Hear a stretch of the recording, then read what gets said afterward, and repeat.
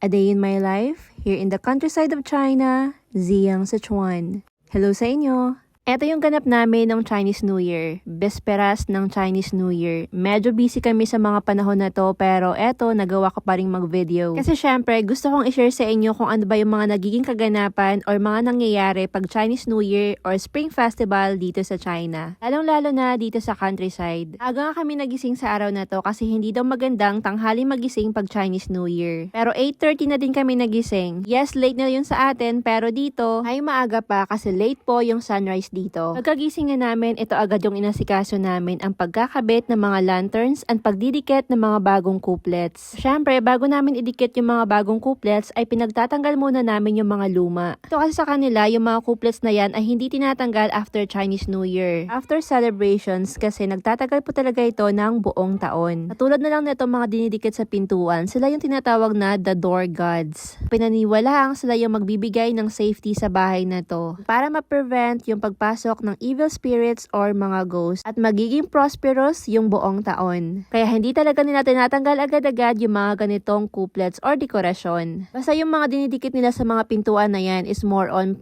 pampaswerte. More blessings to come. Aside nga sa pagdidikit ng mga couplets at paglalagay ng mga dekorasyon ay syempre naglinis din kami dahil ang paglilinis po ay symbolizes sweeping away bad lucks from previous year. The clean home nga daw signifies a fresh start. Sa paglilinis nga ako na yung in charge dahil busy na yung iba sa kusina. Busy sa pagluluto kaya hindi na rin ako nakisiksik pa. At isa nga din sa hindi mawawala pag Chinese New Year ay itong mga paputok. Magastos talaga sila ng malaki sa mga paputok lamang at eto nga yung mga paputok na nabili namin. Nako, kung alam nyo lang kung magkano to lahat, paputok pa lang ay nako, masakit na sa bulsa. Kahit nga bisperas pa lang ngayon, ginawa na nila yung pag-pay respect sa mga ancestors nila or sa mga namayapang mahal sa buhay. So dito nga si Papa yung in charge. Nagsindi ng kandila, merong alay na manok at baboy. Aside from kandila, nagsindi rin siya ng essence stick. Tapos, magsusunog po siya ng mga perang papel. Yan po ang pera ng patay. May nagtatanong nga sa inyo kung para saan nga ba yan. Bali po, yung pagsusunog ng gantong pera ay pinaniniwala ang pag sinunog mo ito ay matatanggap po ito ng mga namatay sa afterlife. Actually po, hindi lang perang papel yung pwedeng sunugin. Pwede ka rin magsunog ng bahay, kotse, yung mga perang ginto, at mga damit or damit na papel. Mas marami yung sinunog mo, mas magiging mayaman sila sa afterlife. Ganun yung paniniwala nila. Pagkatapos ko maglinis, dito pala ako nagkaroon ng time para mag-video sa kanila at eto nga, busy sila dito sa kusina. Kami nilang niluluto pero in fairness talaga dito sa kanila. Ang bilis nilang mag-asikaso, ang bilis nilang gumalaw. Kaya hindi na rin talaga ako nakisiksik dyan. And yes, merong chicken dito na hinahanda pag Chinese New Year. At hindi po bawal dahil kung sa atin, may lipa daw yung swerte dito po, it symbolizes unity, prosperity, and good luck. And yung steak turtle nga pala ay hinalo dito sa tinolang manok. Isa nga din sa mga handa namin ay itong bituka ng baboy at alam nyo ba guys, sobrang sarap neto. So nga lang mataas yung cholesterol kaya pag kumain ako nito ay limit lang din. Tapos ito meron tayong braised beef. Tapos yung whole chicken pala na samang inoffer kanina for the ancestors ay kami din yung kakain nun. Yung gagawin dito ay para siyang salad style. Laga lang kasi ito at lalagyan lang siya ng mga pangpalasa ganun. And ito yung mga smoked meat ni mama, yung pork ribs, dila, tapos meron pang puso ng baboy. At alam nyo ba guys, sobrang bango nito. Muy siya usok pero lasang bacon. Masarap niya at hindi siya sobrang alat. Tapos itong mga meat naman na medyo may kakapalan yung taba, masarap pero medyo nakakaumay. And medyo nagtaka nga ako kasi this year walang hinandang isda. At eto nga yung naging substitute niya, yung mga crab. Na based on my research, hindi talaga to hinahanda pag Chinese New Year kasi yung lakad daw nito ay pa sidewalk and pa backwards. Pero hindi ko din alam kung bakit ito nga yung binili nila. Ito namang mag-ama ko nandito sa bandang baba at nagpapaputok. Nakakatawa nga silang dalawa panoorin kasi takbo ng takbo.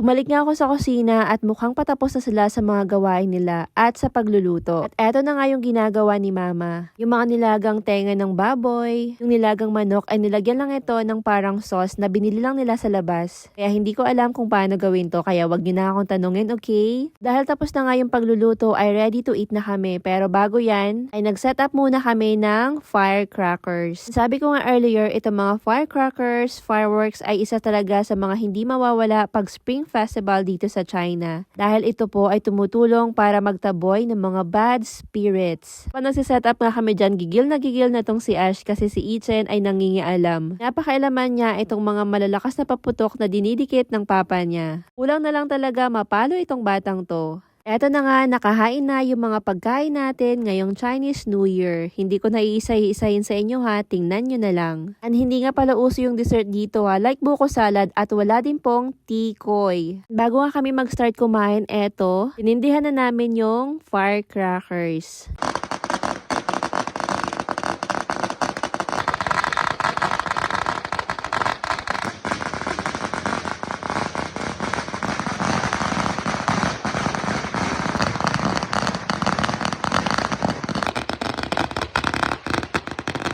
After nga ng firecrackers, eto, nag-start na din kaming kumain. And yung meat nga ng turtle ay binigay kay mama at kay papa dahil ito nga daw ay for stability and longevity. And syempre ako yung nilantakan ko dyan ay yung crab. Pero naisip ko, taas pala yung cholesterol nito kaya migil din ako nung naka-4 na piraso na ako.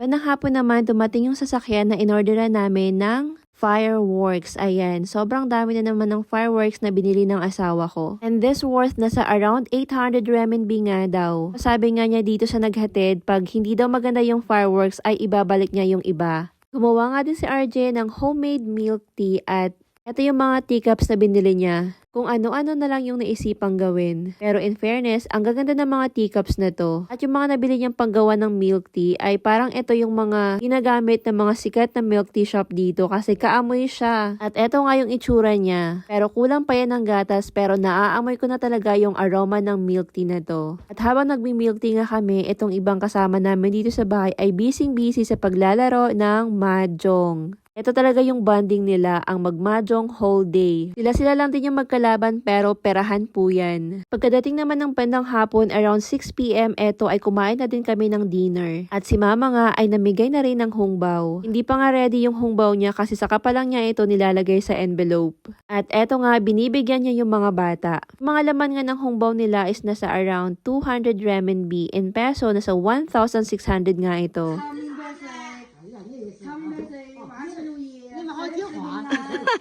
Kaya dito talaga pag Chinese New Year, pag maraming matatanda, makakarami ka talaga ng hungbaw. At ang lalaki talaga ng binibigay nila. Sa lahat nga ng adults dito, ako lang yung nakatanggap ng hungbaw from mama. Ang laman ay 200 renminbi din. Tapos ito na, bandang alas 7 ay nagsimula na yung mga putukan dito sa paligid. At ang gaganda talaga ng mga fireworks nila. Meron ngayon at meron din mamayang 12 AM. Tapos dito nga sa fireworks na nabili namin, dalawa muna yung ginamit namin kasi testing lang daw muna. At eto nga, hindi kami nagandahan sa putok niya. Kaya yung the rest ng paputok ay binalik namin. Tapos ayun nga, pagdating ng 12 midnight, kasama namin dito sa bahay ay tulog na. Kaya ang nangyari, nagpaputok na lang ng firecrackers. So ayun lang, thank you for watching. Bye bye po!